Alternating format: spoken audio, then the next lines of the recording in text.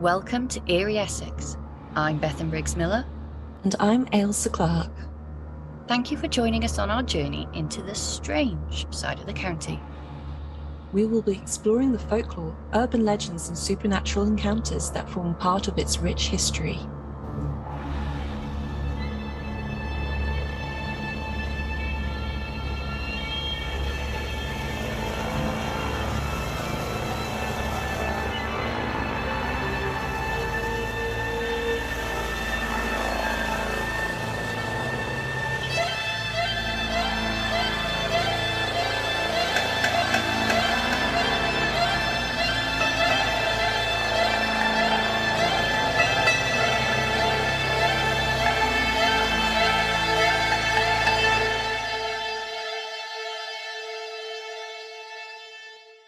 Hello and welcome to episode 17 of Eerie Essex, where this month we felt a little bit devilish.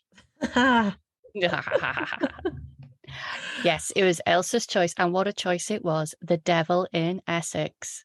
So why did you choose that? Because I was watching The Devil in Ohio and I got the theme song stuck in my head, and then I thought, well, the devil is in Essex as well. He gets about. He does get about, and we'll learn how he gets about later.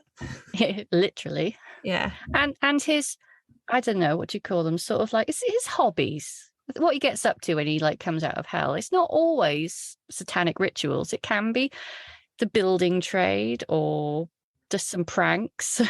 Farming. He seems to like farming quite a lot. He does like farming a lot.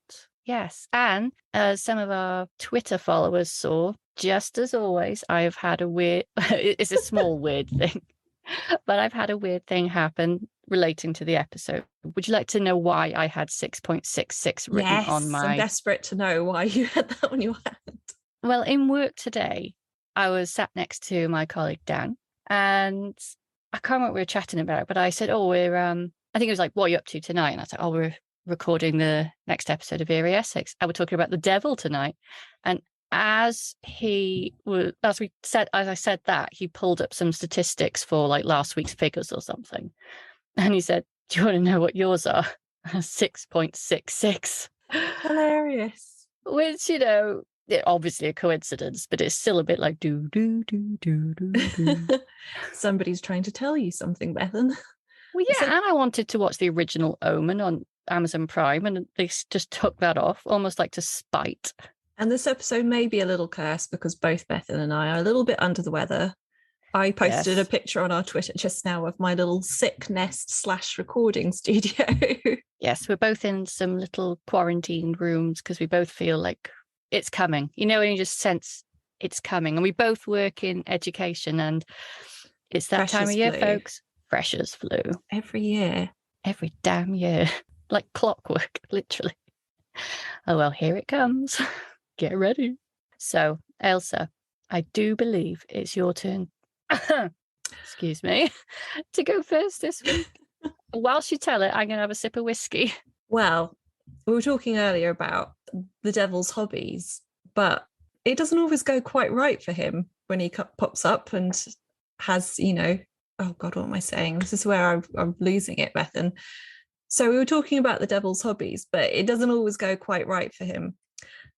And cheating the devil is a popular trope when it comes to folk tales around the world, whether it be for his fiddle or to get out of being condemned or just not paying him for his work.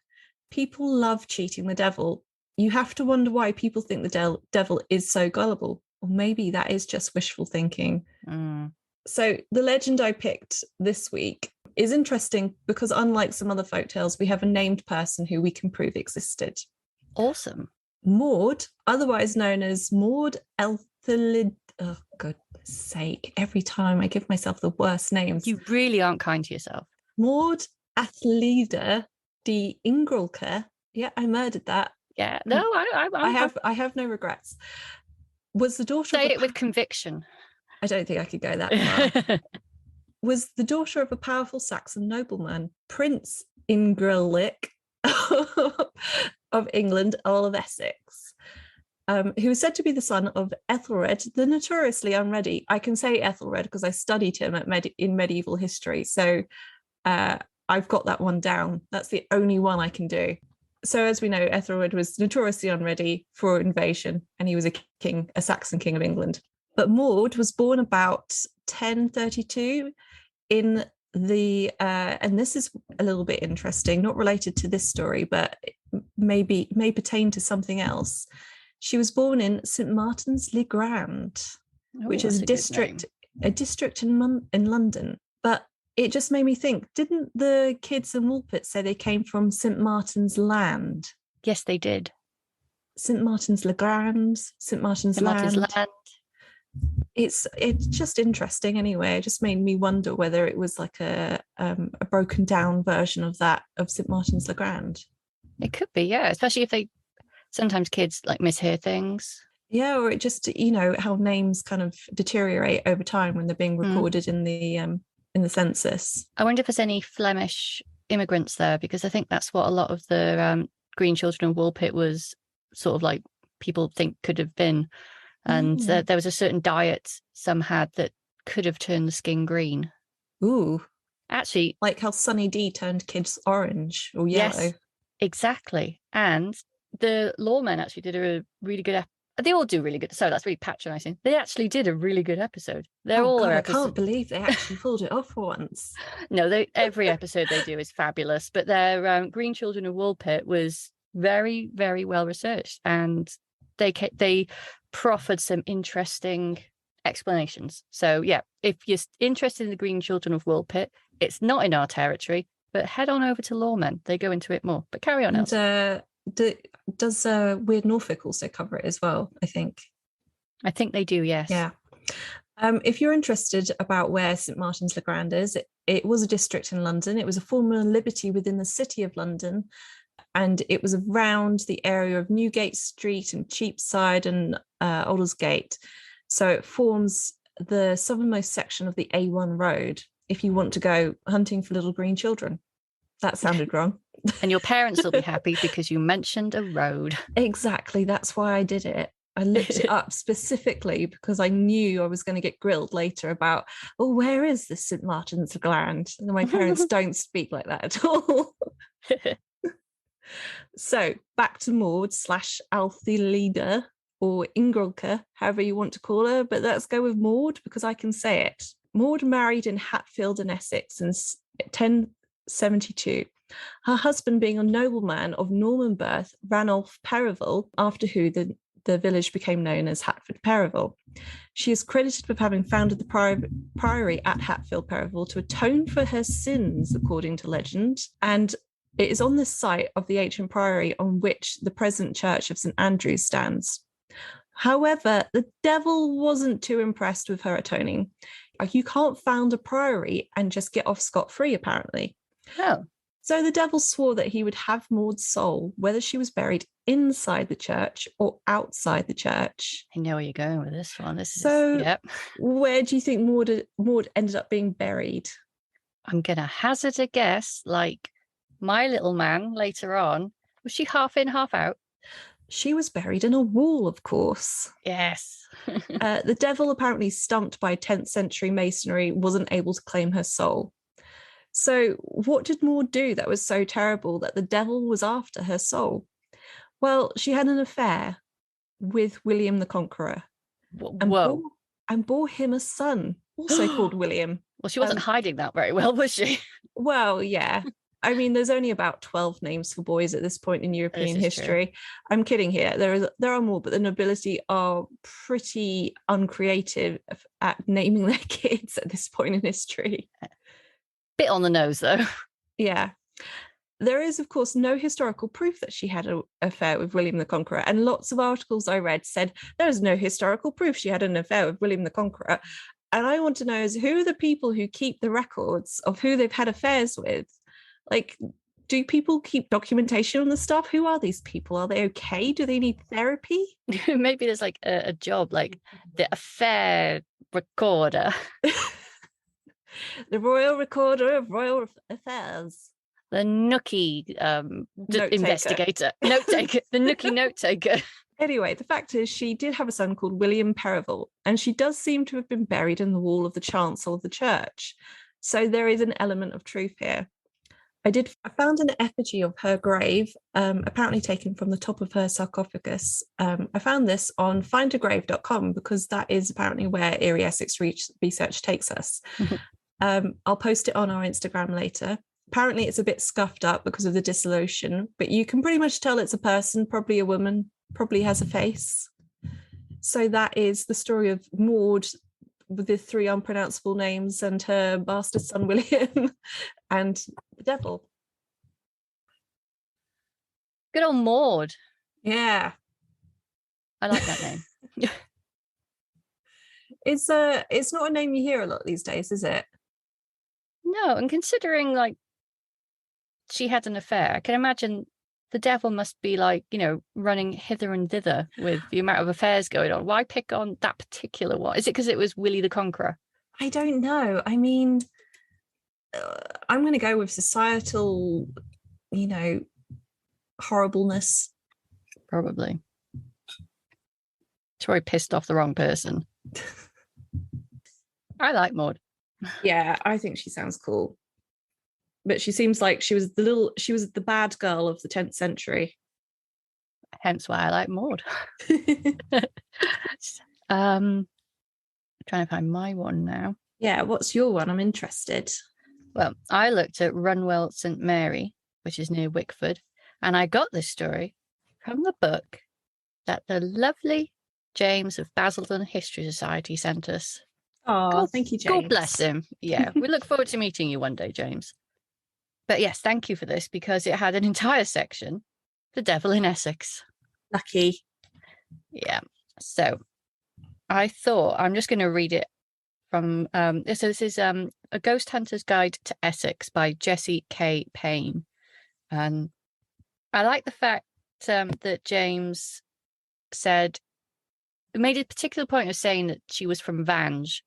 And then in brackets, don't giggle. It's like, well, of course I'm going to giggle now. You have to giggle when you hear the word Vange. Oh, you wait. I've got something to rival Vange later. Really? What can rival Vange? It rivals Fingering Hoe. Well, that is the top one on the list, isn't it? It is. And I think I might have found one. Anyway, back to Runwell St Mary. In the 15th century, the rector of Runwell was ill, and a priest named Reinaldus, who was the chaplain of Linsford in Runwell, officiated for him. But Reinaldus had an evil reputation and was said to practice black magic. For a second, I thought you were going to say Reinaldus had an evil twin. Not quite, no. Thus, with the devil in his heart, it was that he was celebrating Mass one summer evening in the Jesus or South Chapel when the evil one suddenly issued forth from out of his mouth in visible form to the great terror both of the priest and the little congregation. The layfolk fled precipitately. I think that's the wrong word, but anyway, out by the north door led by the parish clerk. The devil chased Reinaldus from the altar and down the aisles round Reinaldus, pursued by his foul friend. At last he reached the south door, standing open on this warm summer day. Although impeded by his vestments, Reinaldus just managed to pass through the doorway and draw the heavy door behind him as the outstretched hand of the evil one was about to clutch his shoulder. As he drew the door to and collapsed on the brick floor of the porch, the palm of the satanic hand smote on the woodwork and became imprinted thereon. The devil was now shut within the church. Ooh. He could not pass over any of the 3 thresholds, as each had, at its consecration of the building, been aspersed with holy water. Defeated and imprisoned, the devil raged about the church, wreaking fearful havoc. At last, he escaped by hurling himself through a wall.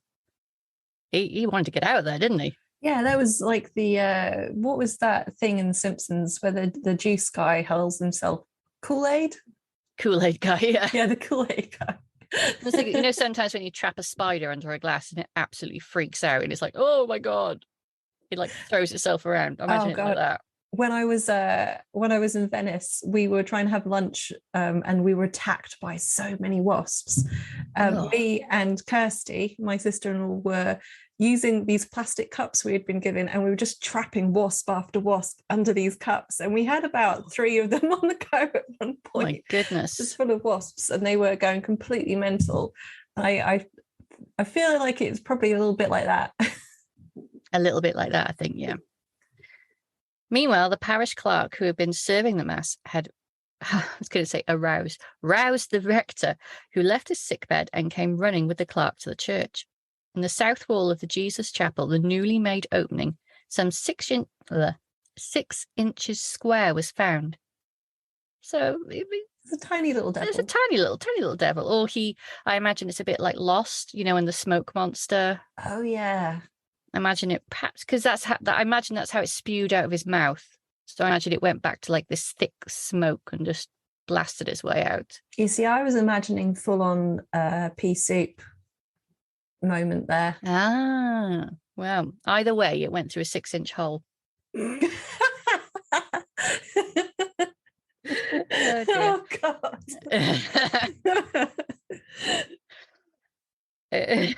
But what of Ronaldus? What happened to him, Elsa? Oh God. Well, the wall has a 6-inch hole through it. I hate to think what Ronaldo's. This is why I picked this story, because I think this is beautifully grim and macabre. There was no recognizable trace of him.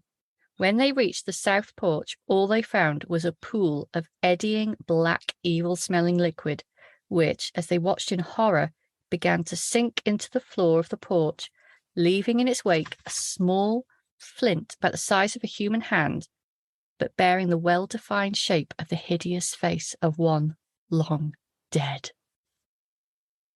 Your face is a picture. It's really graphic. I know, it's great, isn't it? Yeah, it's brilliant. I love a good gory end. I know, and that's particularly gory. Well, it's not over. The opening made by Satan in his escape was sprinkled thrice with holy water in the form of a cross and ordered by the rector to be filled up with lime and a stone to be set at either end. And thus it remained until 1944, when it was being reopened. It was perfectly obvious from the outside, being framed in stone and so outlined and frequently pointed out to visitors. Archaeologists, however, say it's a hagioscope through which the elevation of the host and chalice might be viewed from the churchyard. But the hole being closed, the flint was set in the south wall of the chapel in a large circle of black, around which was painted in red letters, Stipendia peccati mores, for the wages of sin is death. Another version of the story is that Ronaldus dropped dead and was buried under the stone in the entrance to the north porch. But I like the black pool better. Yeah, I'm going to go the with black that pool one. is a much more interesting ending for Ronaldus. I think so too. But there's actually a bit more evidence that maybe the black pool was closer to the truth. Oh. Because, Elsa, in 1944, while edging one of the paths outside the Jesus Chapel, Father Corbin and his youngest son Christopher unearthed a flint in the shape of an ugly, twisted face, which is believed to be that of the legend that all that remained of Ronaldus. This strange flint was kept in a locked cupboard in the aisle of the church. Later, it was restored to its original place in the wall, but in 1982 was taken out by order of the church council.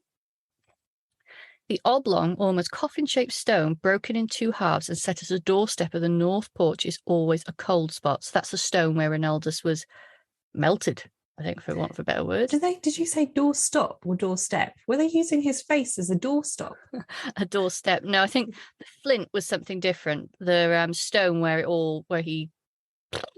Oh yeah, that's a good sound. Oh yeah, I didn't have to do the sound effect. I could have just put it in. Cue squelchy sound effect. When the rector came to Runwell in 1923, the older generation of the parish would not venture to tread on the stone, but took care to step over it. Father Corbin thought the fact that the stone in later years was trodden on accounts for the ghost of Ronaldus having been seen after a quiet period of about 70 years. So it was only when people started stepping on the stone again that the ghost appeared, which I thought was quite interesting. Even if it's all stories, it's great stories, aren't It's they? brilliant, yeah. Do you know what it's reminding me of? But Midnight Mass. yeah, definitely. I know It's got that every vibe. episode I bring up a Mike Flanagan creation, but yeah, that is very Midnight Mass. It's very Midnight Mass. I like Midnight Mass. I know a lot of people didn't, but I quite liked it. Yeah, I liked it. I rewatched it recently and I thought, yeah, this is, I think everybody was still like, oh, we want more ghosts, but he gave us churchy vampires instead. Gave us churchy vampires. And I And think Elliot from E.T. yeah, well, he's in every. I know. Yeah. I like pointing that out every time. It's Elliot. And about 100 years ago, actually, let's have a look when this book was written. Because 100 years ago to them is might be different to us. 1987. There you go. So 1887. 1887. It was said to have appeared, but it was not seen again until 1945, when an elderly couple saw him. Since then, at least 6 different people said that they have seen him, and the appearances generally being between January and April. The apparition is described as that of a tall man in either a black or brown habit, bare feet, with a cowl over his head, unshaven, scarred face, deep-set eyes, and a very unpleasant expression. A churchgoer in January 1954 was out with her dog when she noticed a shadow and then felt as if someone unearthly had passed through her body. Her dog was terrified and ran. The dog's all right. Oh, good. Yeah. I got that in quick. Okay. Her dog was terrified, ran home, and whimpered for most of the night. Mr. B. L. Lester Crook told me of his experience. It was after evensong on Sunday, March 1954, at about 8:30, when it was quite dark. As he passed the lighted telephone box by the churchyard, he thought he saw a shadow against the fence. Ooh. The shadow seemed rather odd in appearance, standing out from the fence. He stopped and moved several yards side to side, but the shadow did not move. Mr. Crook then felt a chilly tingling sensation in his spine, and his stomach turned over. The shadow, then apparently of his own accord, moved off down the fence and vanished by the barn. Yee. I know, isn't that creepy? Although the light from the telephone kiosk does not throw one's shadow eerily against the fence, Mr. Crook distinctly saw a figure which, although it resembled a shadow at first sight, was, on closer examination, a vague form hovering about a foot off the ground. Well, that is disturbing. Oh, they carry on. Ronaldus was seen in daylight by Mr. H.P. Liberty, Lord of the Manor of Runwell, who was driving his car towards Wickford about 10 o'clock in the morning, when he was amazed to see a clerical figure dressed in a grey overcoat, black Homburg hat, knee breeches and stockings, and wearing a dog collar. But following him, a few paces behind, was a broad-shouldered, slouching figure, dressed in a dark brown habit reaching almost to the ground, secured with what appeared to be a broad leather belt, and wearing a tight-fitting cap from which emerged somewhat unkempt hair, growing very well described, isn't it? Yeah. Growing down the sides of his face into a thin beard, but extended well across the cheekbones. I immediately stopped the car, jumped out, and looked up the road. Having passed them by this time, the road was completely empty, and in the course of a day or so I told Father Corbin, who was interested and confirmed that at noon the same day a clerical friend wearing the clothes described had in fact visited him. But who was the ghostly figure walking behind him, Elsa? I was going to say the guy's name, but in my addled state from being unwell, I can't remember. Is it Ronaldus? Ronaldus. Ronaldus. Ronaldus. Mr. Liberty saw the ghost twice more. On the second occasion, he saw Ronaldus in the churchyard quite clearly and from some seconds near the west door. And in 1955, he saw Ronaldus apparently following the rector along the footpath bordering the churchyard, and this at a time when, on inquiry, he found the rector was certainly not there. So this time the rector actually, there was nobody human actually there. So, it's getting even weirder. Mr. Liberty was driving his car in the direction of Wickford as the visions appeared. He drew up quickly and remained stationary until the figures had passed and disappeared. He described the rector as wearing a black cape lined with red silk over his cassock. He noted this particularly as he'd never seen Father Corbin wearing it, although he often did so in cold weather. In 1954, a man from Great Burnstead told Father Corbin in the daytime he'd seen a figure in a brown robe with a scar on his face and with terribly piercing eyes walking down the road between the church and Wickford. He was followed a very short way behind by a priest. wearing a black silk cassock. It's all very scary, isn't it? I'm getting really confused because they keep on going on about, oh yes, there's this one person and there's another person following them, but both descriptions of the people sound really weird. So is there one or two? I don't know, but that's just very strange. I mean, Runwell, that's just one weird story of Runwell. Yeah, I heard there's the spring at Runwell as well. There is the spring at Runwell, but let's go back further with the church, because the builder of the church is said to have fought 3 pitched battles with the foul fiend, the devil, and beat him each time. The devil, finding he could not vanquish the man living, said that he would have him at all events when dead, whether buried in the church, he was buried out of, or buried out of it. To elude this, he ordered himself to be buried half in the church, half out of it. And there is a tomb in the north wall of the chancel, and that is supposed to be where he was buried. So the devil has had quite an interest in Runwell Church for a while. But not particularly good at masonry. Apparently not, no. So if you want to fool the devil, build a wall or shut a door, it sounds like. Shut a door, yeah. It's quite easy. Apparently so. And let's have a look. Where's the rest of my notes? Because there's quite a few on this. There was another part to that story where the devil asked the builder, the reason that he was in a pitched battle with the builder was he wanted the church built in a particular place. You know, again, getting involved with the building trade. Yeah. And the devil asked by what assistance, because he managed a couple of times to defeat the devil. Doesn't say how. I don't know if it was thumb war or something, but they had a battle of something.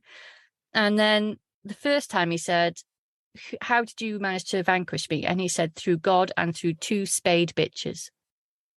Wow. I don't know what happened there, but it was on the 3rd battle when the devil asked him that he said himself and God. And because he put himself before God, he then not long afterwards died. Yeah, that sounds like some twisted medieval logic to me. Of course, yes. So yeah, he was buried half in, half out, which is why when you said about that grave, I was like, I wonder. Oh, good old Maud. Do you know what that reminds me of? I was listening to Tales of the British Isles and Ireland.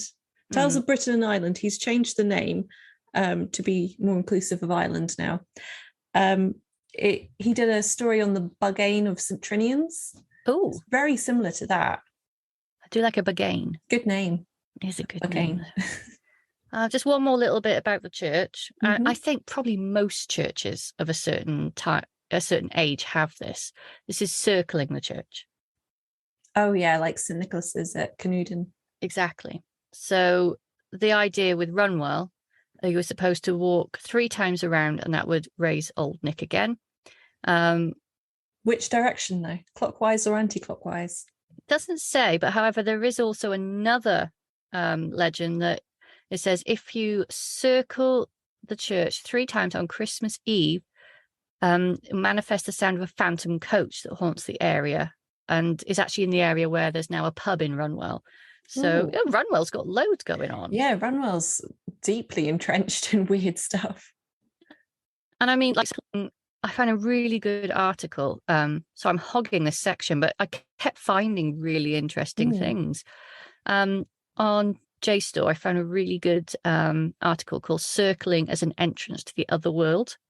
And it just listed all these different places across England where circling a monument, a church, a standing stone was like sort of, it broke the barrier between worlds. And in the southeast of England, particularly, probably due to the witch trials and making sacred pagan sites about the devil, it was more that it brought the devil forth. Whereas before, it would have probably been something like an entrance to fairyland, would have been a way to communicate with the spirits. Just a couple of examples. Maybe that's our next project, going to these places and walking in circles. Seeing what happens. The Eerie Essex gets dizzy. Come get dizzy with Eerie Essex. I'm up for it. I'm sure we could find some nearby. The Chantonbury Ring Fort in Sussex, that is supposed to be, if on a moonless night you walk 7 times around the ring without stopping, the devil will come out of the wood and hand you a basin of soup. How adorable is that? Comes What's out in of hell just to what's bring in the you. soup? That's what I want to know. I don't know, but I'm gonna guess some kind of hallucinogenic mushroom. I assume we'd have had to have had that before the soup arrived, but maybe not. Where else? I mean, there was loads here. I'll send you this article. It's actually called, as I said, Circling as an Entrance to the Otherworld by Samuel Pyatt Menifee. And it was Oh from the yeah. good name, isn't it? And it's from the Folklore Society's book, the one that comes out every now and again, which is always full of amazing things. Yeah, that's such a good source. I was reading for a little bit later. I was reading. It was what was it called? I was sending you the images from it. The long pig. Long pig. That's yes. where that long pig was from. But it was basically an article about witches and the devil in Britain and America, and doing a comparison between the two. And like when I was a kid, I didn't think like history was going to be this fascinating. Sometimes I was obsessed with history, but sometimes you just think, oh, it's another king, it's another, I know. Can you imagine if we looked at stuff like this? Yeah, exactly. Now I've only got two little tiny more things, and then I'm done. Because again, this isn't Essex, but I just think it's interesting how this circling a building differs from place to place. So in St. Mark's Eve, this is in, doesn't say where, Thurrows Way. So on St. Mark's Eve, a witch had to go 3 times around the church. And it says backwards, question mark. And then look in the keyhole and recite some words that I can't tell you now as I never learnt them. And this was to show that they'd sold their souls to the devil. And there's a couple of ones that involve the keyhole. So there's one place in Digby where drop a pin in the keyhole of a church door and run around the church 7 times without stopping, and you'll meet the devil. So we're going to go with witches had some good athletic ability. They must have, because some of them you have to run around a certain amount of times between, like at midnight when the bells toll 12 times. Yeah, and they're not like tiny, these churches. No, they're not. So you had to have a certain athletic prowess to raise the devil, apparently. There's Swanton Morley in Norfolk, so step across the border a bit into weird Norfolk's territory, but why not? He who ran around the church at midnight struck and then whistled through the keyhole and could see the devil. So, yeah, many ways to raise it. This will crack me up because it seemed to be going to this massive thing and then it really went nowhere. So this was a man in Wales who was supposedly very good at raising the devil. And he took a large crowd of people to go and show them how it was done. And so it goes thus. He took a frying pan and a key, and in the dark dusk of the evening went to a 4-lane end or crossway. Many people were assembled to see him perform this task. To see him perform this feat. The man rattled the frying pan and the keys together and repeated the lines, I raised the devil and the devil raised me. I shall never forget when the devil raised me. All at once, there was a great noise of thunder, and in the midst of which the devil came. But nobody saw him except the man who had the frying pan. Oh, that's brilliant. I know. It's like, did he charge these people for? I don't know. They must have been like, I think there was snake oil being sold there. I think there was, yeah. But bless him, that cracked me up a little bit. And I'm done. What I don't get about, I mean, the Runwell story is horrific. The black pool of, I've forgotten his name again. Rinaldus. I think that's because I had a Rudolphus or something earlier. I'm now getting confused. We have spoken about Rudolphus before. Yeah. But, a lot of these stories, the devil is like this almost joke character. A trickster rather than a... Well, no, he's gullible and like unnecessarily angry and stupid. Yeah, and it seems to be really as well. Yeah, easy to get one over on him.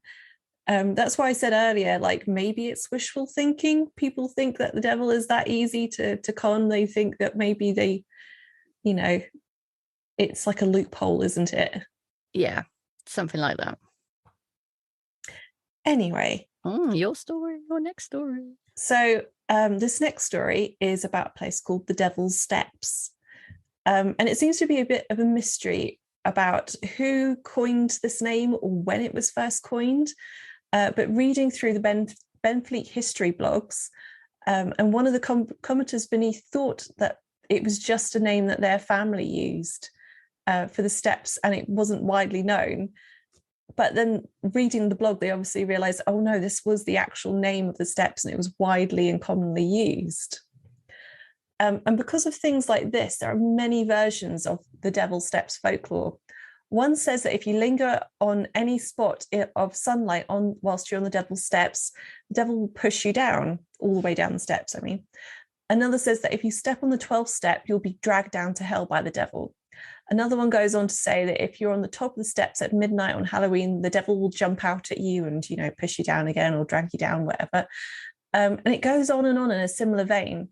Basically, the devil lives under the steps. And if people were trudging on your roof all day and night, you'd probably pop out and have a word too, wouldn't you?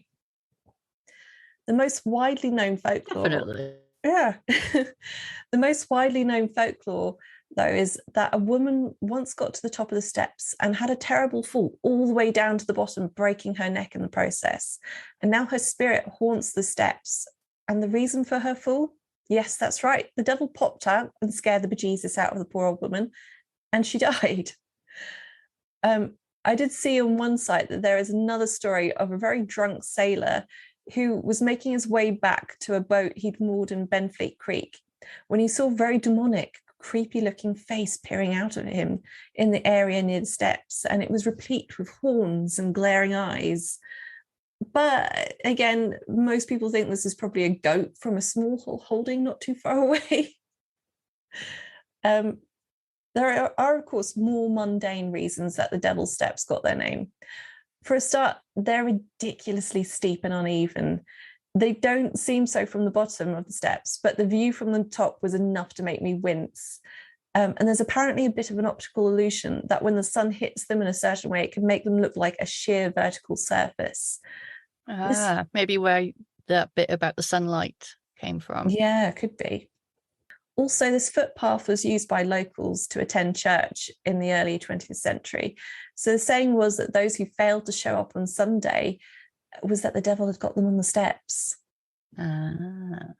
So it's quite a short one, but that is the Devil's Steps in Benfleet. I do like where the name comes from, and it's like what came first, the accidents or the name of the steps, or... Well, there's another wonderfully named place. Actually, the Devil's Steps are within this area, but it's called Bread and Cheese Hill, and it has a really nice story about why it's called Bread and Cheese Hill. Go on. So when the very first motor cars were starting to be used on roads, this hill apparently was so steep that the motor cars couldn't make it to the top without overheating, and then everyone would have to get out and stop for a while and wait for it to cool down. So this is where they'd have their picnics. So it's Bread and Cheese Hill. That's really cute. Yeah, it's sweet, isn't it? I like that. Oh, would you like my next one? I think we should go on to your next one. Cool. So again, this is from Ghost Hunter's Guide to Essex. So this is the devil legend of Tolshunt Knights. Did you come across that at all when you were looking at Devil in Essex? I did. I purposely ignored it, but I had actually read most of it before because I had the Grim Almanac of Essex. You did, yes. Yeah, and you do still, I hope. I do still have that one, but yes, I've tried to rid my brain of it so I can see it afresh. Well, basically, the story goes that story that belongs equally in the two villages is that when in Devil's Wood in Verley, the moat was dug and a house was started to be built, and a man with his, again, 3 spay bitches was left on guard all night. There's something about they like their bitches spayed. Yeah, apparently. I mean, be responsible and spay your pets, people, but yeah, I don't know why they mention it all the time. Well, this isn't that far, I don't think, from my first story, and I think there might be a bit of a crossover. And there's also a place near Runwell called Barn Hall, which is where we're going now. So see if you recognize this story. So the first night the devil came and said, "Who is there?" And the man answered, "God, myself, and my 3 spay bitches." And the devil departed. Second night, I know. Again, Why does he have to mention his 3 spade bitches? I know. Well, the second night he came and the same thing happened. But on the third night, the man forgot himself and answered, "Myself, my 3 spay bitches, and God," thus putting himself the wrong way round. No. And well, this time it's a little bit more gory. The devil clawed the heart out of the man, and then he took a beam from the house and said as he threw it up the hill, "Where this beam shall fall, there shall ye build Barn Hall." Now, I'm a bit confused because he just killed the man. I don't know who he was talking to.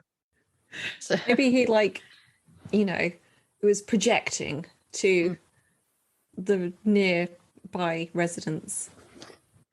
well, yeah, well, that's where maybe. The devil vowed he would have the man's soul whether he was buried in the church or out of it. But he was cheated by burying the man half in and half out the wall of the Toll St. Knight's church. So it's a very, very similar story. People love doing that.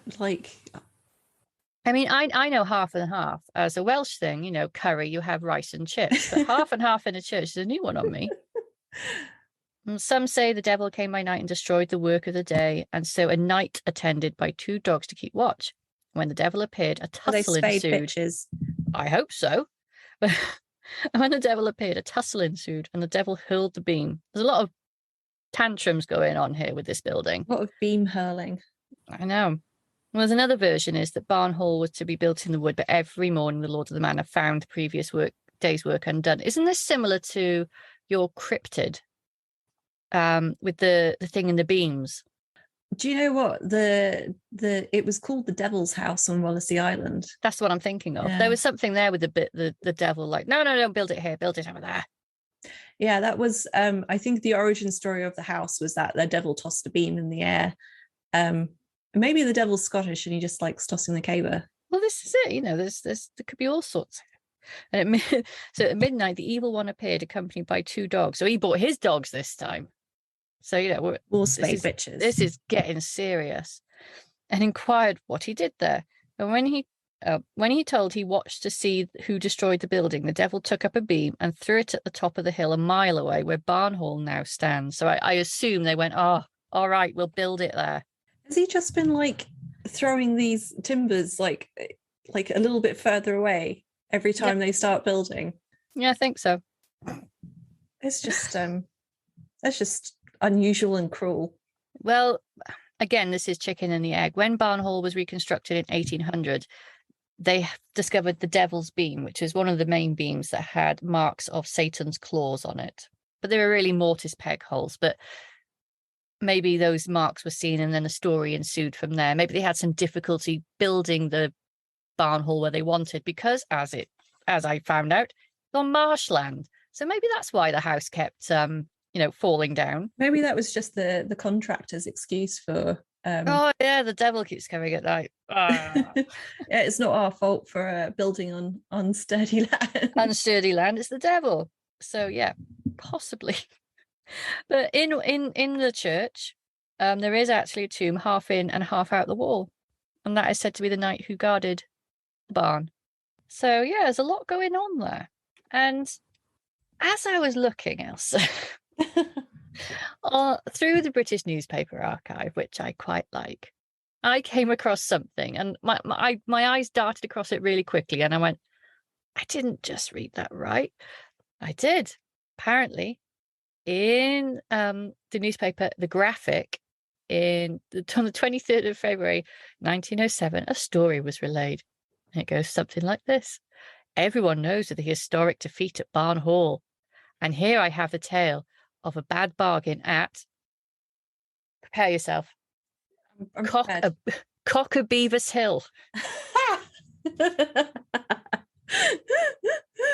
Oh, God. That's a good one. That gets me some points. Yeah, that does. Did I ever tell you when I got really lost coming home from work because they'd shut all the main roads once? And I found myself on a place, and I had to look this up later because I had no idea where I was. and I realised I'd been driving up and down Burnt Dick Hill. Burnt Dick Hill. I do like Burnt Dick Hill. Yeah. There's some. I think there was a yeah, in one of our like threads on Twitter, there was a rude name off. I can't remember who it was between, because we had a wet stone off with lawmen. Stone off. Yeah, a damp, energetic stone off. Apparently, there's a lot of them. It got very silly, but you got to get a bit silly with these. And you know what? I can't tell you the story because it's written in such a gobbledygook way. I'm gonna have. What I'll do is I'll condense it down, this story, and put it up on our Twitter feed as a nice little featurette that you can read through, because there's a lot of abominations and children and apples and horned demons and lots of weird Sounds like an things. episode of The Chilling Adventures of Sabrina. It does, doesn't it? It does Yeah. read a little bit like that, and it goes on and on and on and on and on. I'm just scrolling through it now, and it's just like, I don't even. But there's the devil. You finally come into it, and we're like page 5 of 8. So yeah, Bloody I'll condense it down into a smaller thing. But I had to get that in because of Cockabeaver's Hill. It's a brilliant name. It's great, isn't it? Oh, Essex, I do love you. But yeah, sorry. On to you. Well, this last one, it was almost as indecipherable as the story you just described, because I had to try and translate it from Latin. Oh, bless you. Okay, you win there. Well, do you know what? I could have taken it off a whole bunch of different other places, but I wanted to read the original to get the proper context. So I found Thomas Walshingham's Quondam Monachi es Albania Historia Anglicana, which Nice is one. Again, you've not been kind to yourself. I know, I'm terrible to myself. Yes, so I wanted to read it in the original Latin because I need some context to this story, because it was just a very brief one, and the context I found was brilliant. So that's why I messaged you last night going, I'm a research genius, you're going to love this. Yes, go for it. I thought you frozen again for a second. No, I thought we had something on the Eerie Essex thing, and I was going to say, oh, we just had a message, but it's gone, and I can't find it now. So I had to infer some of this from context, because Google translating a page in Latin on an app is not an exact science. So here we go. A diabolical apparition appeared in East Sex, which is apparently what they were calling Essex, in Danbury on the feast of Corpus Christi at the hour of Vespers, which when I translated that sometimes I think that it just means the evening. Yeah. And it was in the likeness of a friar. The friar was behaving most insolently in a debauched manner, striking parishioners with terror. At the same time, a tempest struck the church with an enormous crash of lightning, destroying the top of the church, and the chancel was all shaken and rent and torn to pieces. And when he was finished raising, he left the broken church, but local tradition says that he later came back to steal one of the church's 6 bells. Of course he did. Yeah, because the devil loves a good bell, or he hates a good bell. The congregation chased him, forcing him to drop the bell at the spot which is now named after the event, Bell Hill, which is a little to the north of the church. The impact of the bell falling is said to have created a pond, which some people sometimes visit in hope, maybe, of actually seeing the devil. A rather more modern version says that the devil took the bell and walked away down the hill on which the church stands, but it became too heavy for him, so he dropped it. And that's where they built pub. Because, of course. Yeah. Is it called the Bell Inn? It is called the Bell Inn. Hey. And this is supposed to explain how the pub got its name. Of course. And why the church now only has 5 bells instead of 6. There was a church that actually ended up putting its bell in a cage. Yes. Apparently the devil kept nicking it. Again, the devil is foiled by architecture. Or sometimes loves building things for no good reason. Maybe he just likes a bell. Maybe, we're getting them all wrong. But it's also witches steal bells a lot, as we found out from Canewdon and Denby. Denby, that was it. The Denby witch tried to steal the bell for the Canuden witches, apparently. I wonder what it is about church bells. Just very annoying. Like, That's a hell of a weight and a hell really of a loud every Sunday. Yes, it's true. Interestingly, I was reading around Walshingham's book around that account, and it seems to have been there seems to have been several incidents at the same time which kind of link into this. So there was a plot around this time involving a group of Franciscan friars against the king, and at least 8 or maybe 9 of them were executed. This was Henry IV, by the way. So Henry IV at this point was battling a rebellion in Wales against Owain Glyndwr. Hey. Why can I say that much easier than I can say most of the English names? I don't know. Because it's got a good Owain Glyndwr. Owain Glyndwr.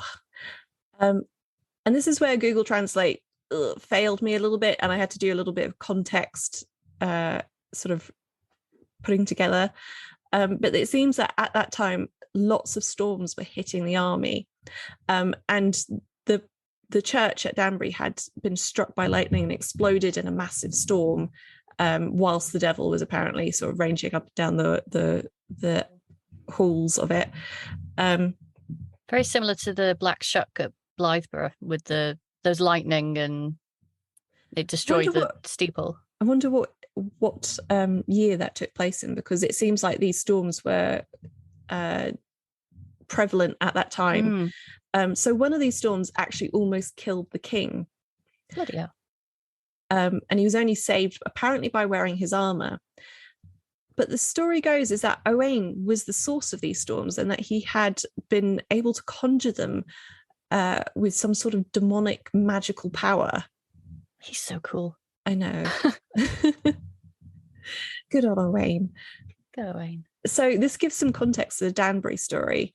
We have these violent storms hitting the country, supposedly conjured by demonic forces, and again against the king, whilst these friars are being executed for treason. So you've got all these kind of stories almost mixing into one in Danbury. Danbury seems to be an interesting place to live at this time. Or not. So that's my whole Danbury story. I just found it really fascinating that on a more national scale these things were happening, and it kind of coalesced into this one little story in Danbury. I like it. And also I had to translate Latin for this. Yeah, I think definitely well done for that one. You've gone above and beyond there. Gave me such a headache. Would you like a little treat now? Yes, please. Because I have found in my meanderings on the internet a lovely TV series. Can you still hear me? Yes. Okay. Lovely TV series from the 90s. Do you remember the Y-Files? No, I don't know that I saw that one. No, it rings a bell, I think, when you see it. I mean, not only is this a story about the Devil's Field in Salcott, Essex, but one of the people interviewed is one of our favourite people. Who is it? I'm not going to tell you. I want to see your face when you see the name. Is it Coggeshall? Is it Ralph Coggeshall? No. Ah. But just you wait. Okay. So listeners, I'm going to put the link to this YouTube video in the show notes and the description underneath this episode. So pause us and click on the link, have a watch of it, and then come and join us again. So Elsa, I'm going to press pause. So me and you are going to watch it now, okay? Okie doke.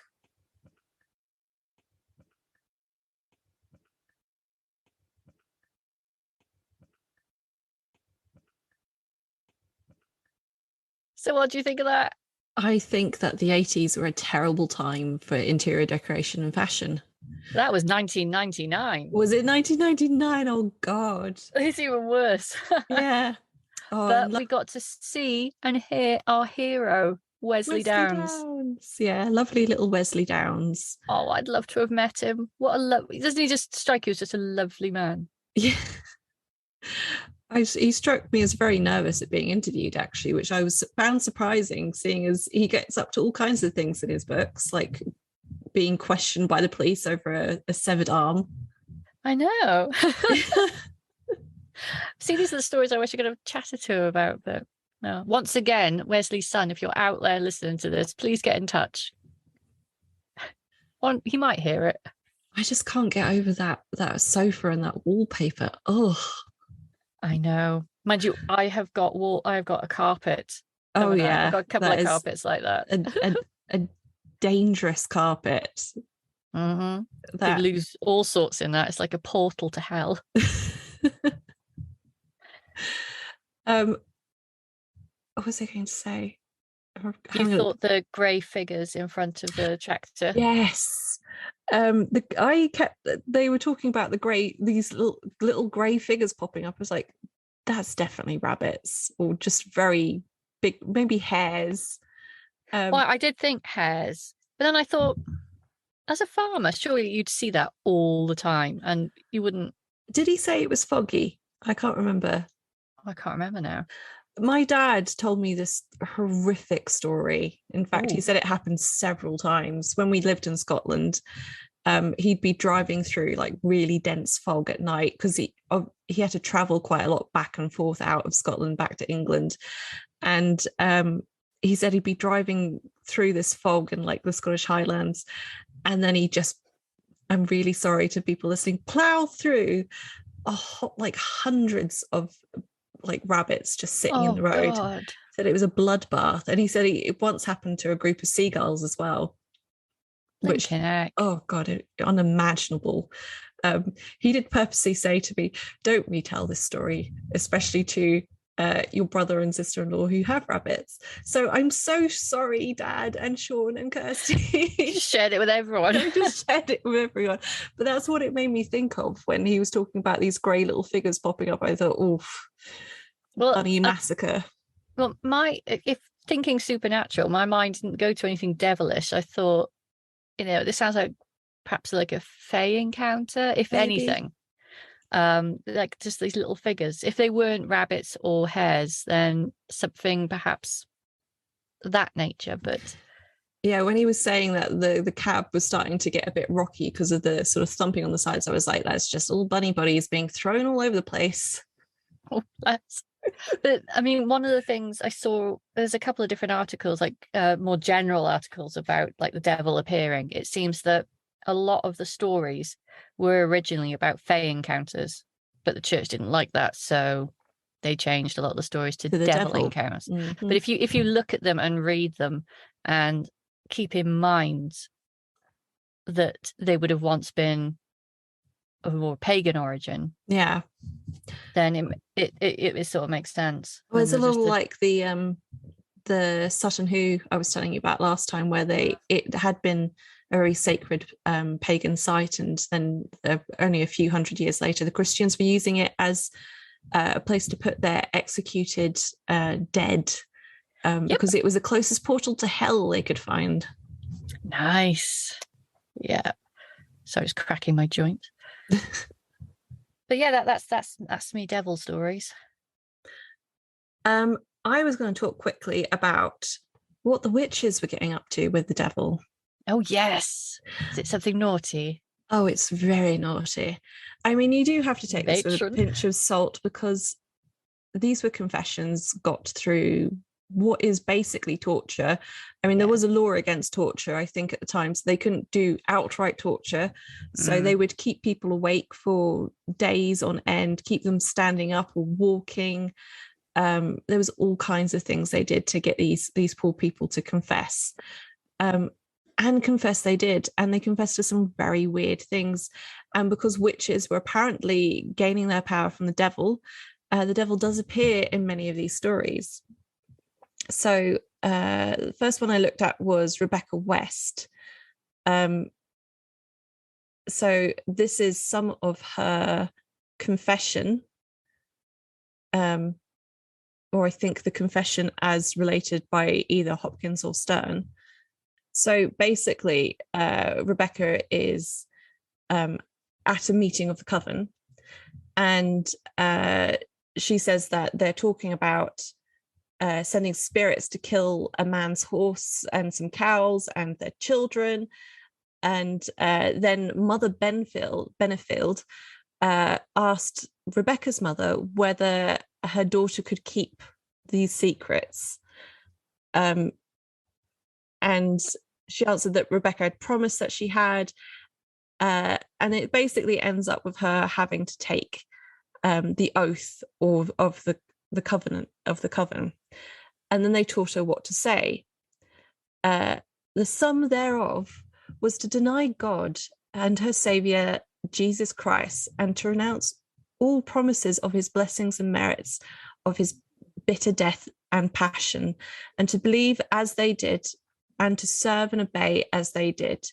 And they said Rebecca confessed that so soon that she had done this, that the devil, in the shape of a little black dog, leapt into her lap and kissed her 3 times.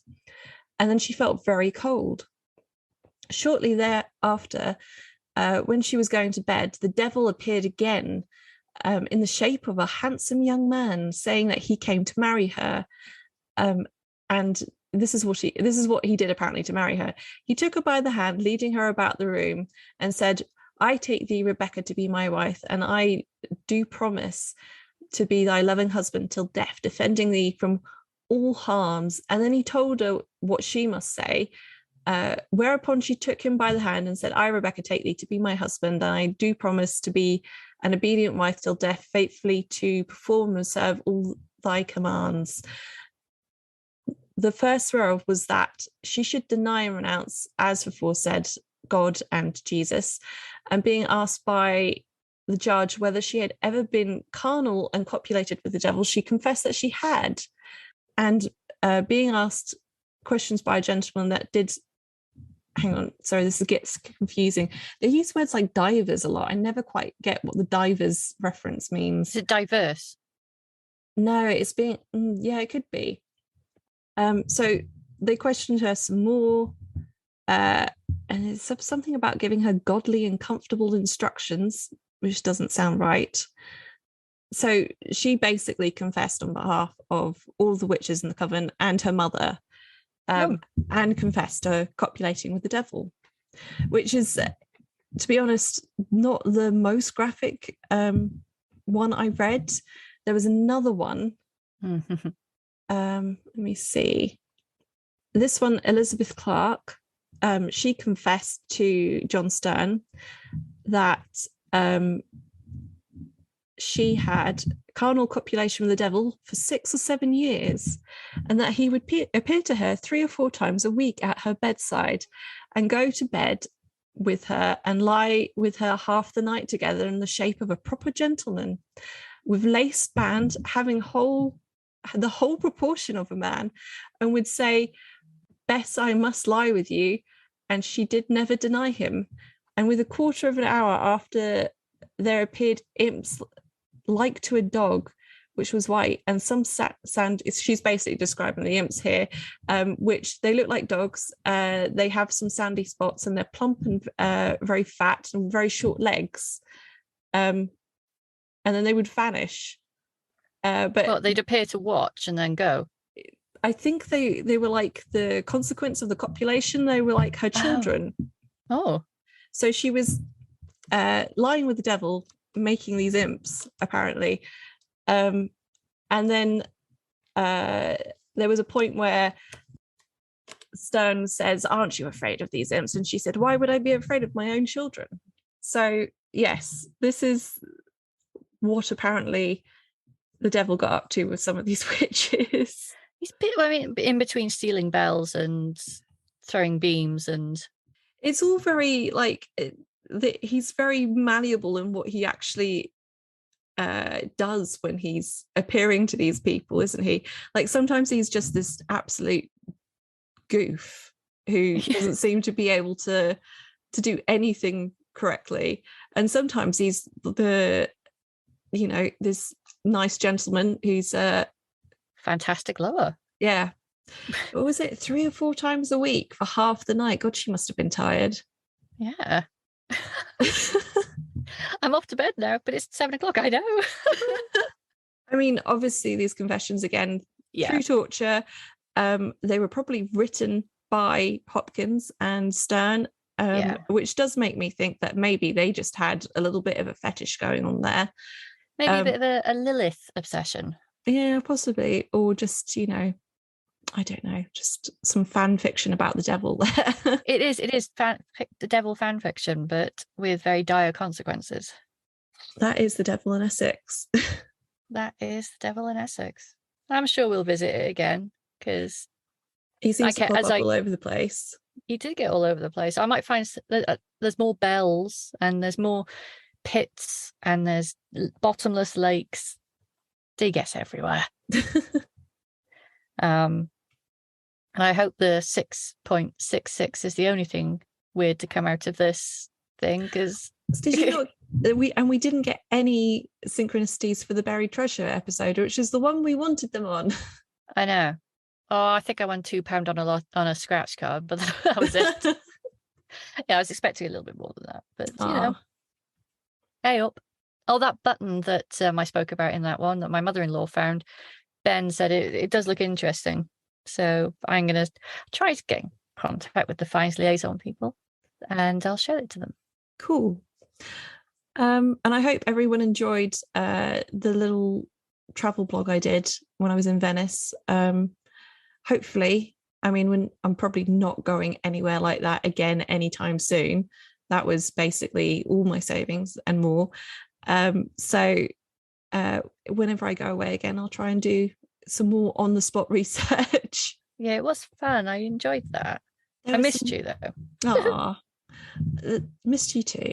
There was some great stories that I was looking up, but then I couldn't actually get to those places. So, and I was only showing stories of places I was actually able to get anywhere near.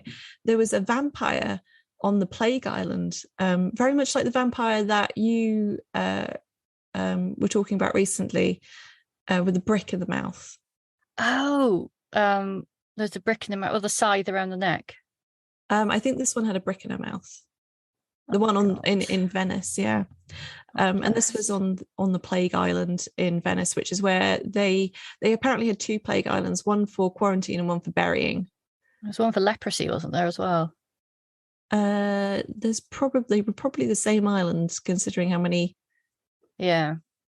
But there was another great one another great island I wanted to go to, was San Severlo, which was the island for the asylum, which apparently has some I can imagine stories that on it, but we didn't get a chance to go.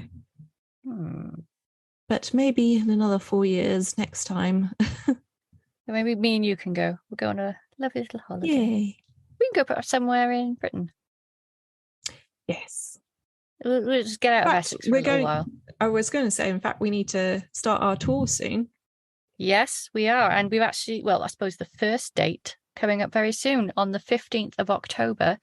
You can find us at Colchester Castle, which is an amazing museum to go to anyway, because they have got an amazing and also macabre, but it's history that needs to be seen, exhibition on the witch trials, but focusing on the women's stories rather than he who shall not be named, and who I have named several times already just before.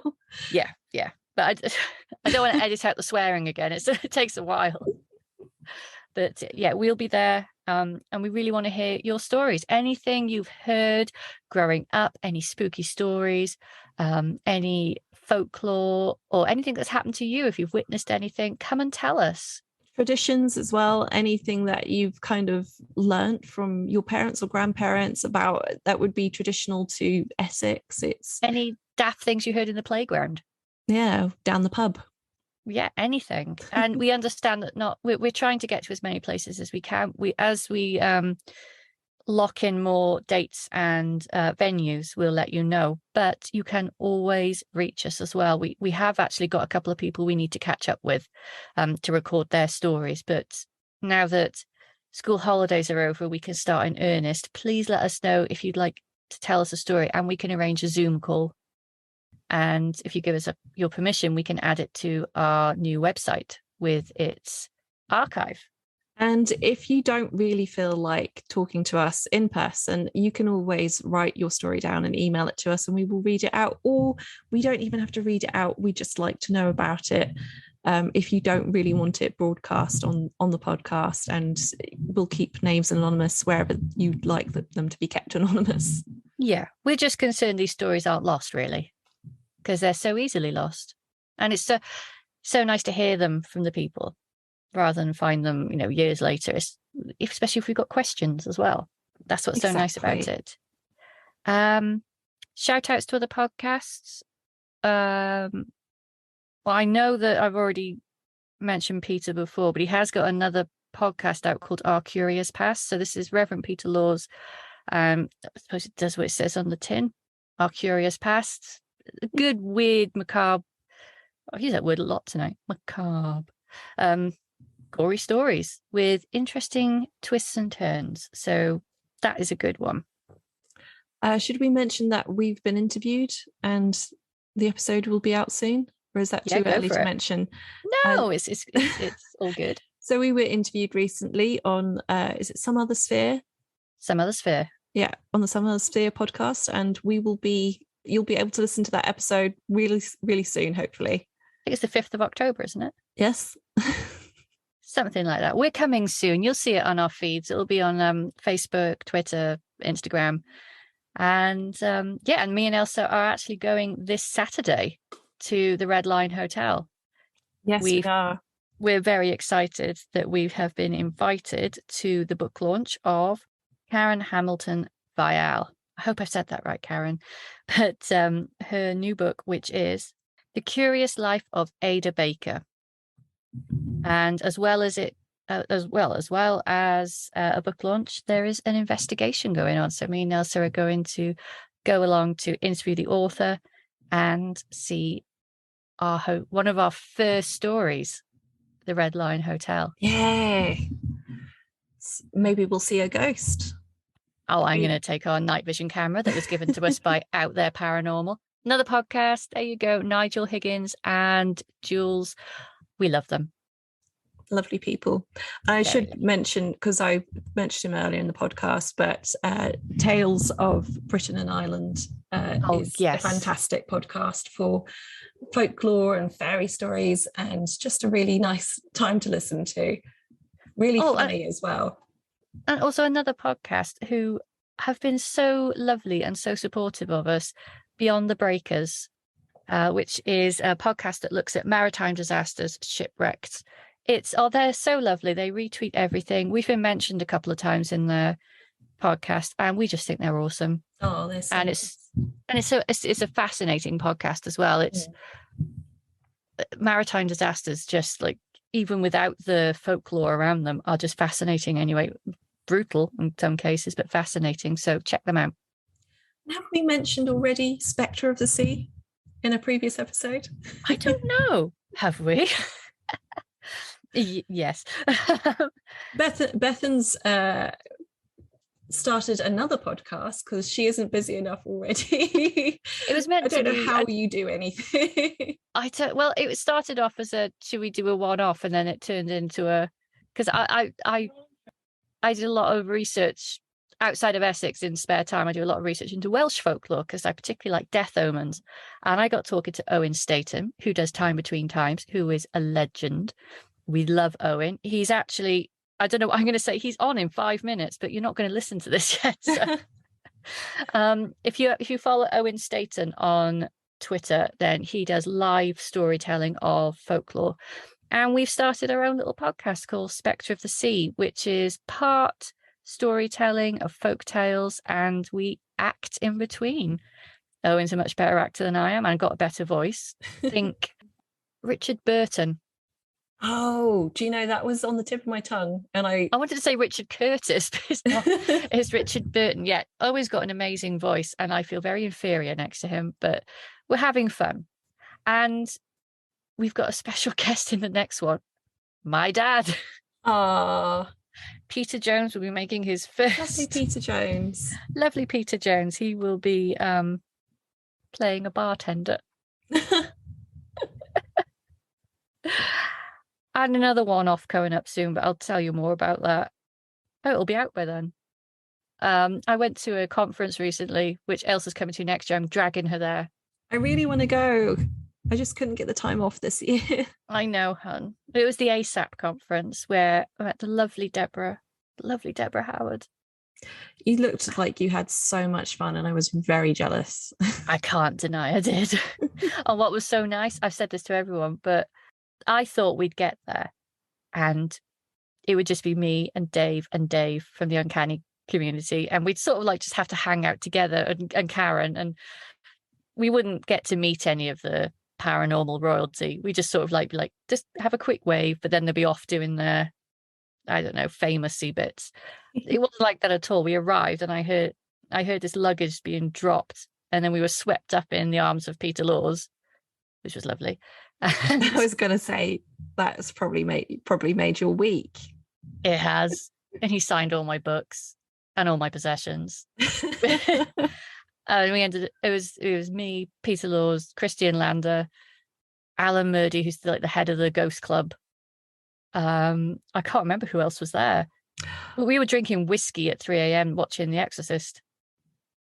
The guy who wrote Ghostwatch was there. Stephen Volk was there. Yeah. And he was lovely. I was so jealous of that. Yeah, he was really, really nice. And of course, Deborah had the skeptic on Uncanny. She was lovely. Danny Robbins. I bought him a pint and I was really excited to buy him a pint. And I said, Danny, can I buy you a pint? He said, I'll just have a water. And I was really... Buy him a pint of water? And it was free, so I didn't even buy it for him. I brought him some water and it didn't have the same thing, but he was lovely. He's so nice. I mean, you've met him. He is. Oh, yeah, he's such a sweet guy. And he really was. He arrived at the pub on his scooter and I was like, it's Danny. Very good. A scooter? Was it like a razor scooter or like a proper like scooter? Oh, it was like, like a push scooter. Oh, gosh. He looks so cool in his double denim rocking up at the pub on his scooter. But yeah, and so where was I going with this? I don't know. We're both incredibly ill at this point. We are. And I think I had they put me in a psychomantium. Yeah. At 2 a.m. I really want to and do that's that. That's the picture you saw where Peter Laws is wearing our rather fabulous new Eerie Essex t-shirts, which we're going to look at putting out as merch at some point because they are rather nice. This has been washed twice, Elsa. Oh, it's looking really good. I haven't had mine yet because I got them delivered to Bethan and we haven't been able to meet up for a while. I've got a lot to hand over to you, yes. All my books as well. Indeed. So we'll sort that out. But yes, that's why I was telling you about the conference. Me, Christian Lander, Deborah and Peter Laws are going to do a listen along on a horror film. We're still arguing about what horror film. I don't know what it is yet, but we're recording it soon. And we did a test run with the new Winnie the Pooh trailer, the horror one, Blood and Honey. Oh dear, I saw the trailer for that. It's so awful. Well, at the same moment, me and Deborah went, "Oh, I like their house." It's like in any horror film, I inevitably think, "I like their house. I wouldn't do the wallpaper like that." And Jack's like, "We're watching a film." So I know, but look at that greenhouse. That's the kind of, I mean, I watched that video earlier and I thought, Jesus Christ, the interior decorating in apparently the 1990s, the late 1990s was dire. It's like, these are the thoughts you have. Yeah, I immediately go to, what are they wearing? What's their house? Who's it? Anyway, we're going off on a tangent now, but we'll see you all very soon, perhaps in person. So it's goodbye from Elsa. And it's goodbye from Bethan. Bye. If you'd like to get in contact with us with a story of your own or any more information about what we've discussed in this episode, you can reach us at eerieessexpodcast@gmail.com. Or if you'd like to contact us on social media, you can find us on Twitter, Facebook and Instagram under the handle Eerie Essex. On Twitter, we are under Eerie_Essex. You can also find us on Patreon and Ko-fi if you'd like to support the podcast.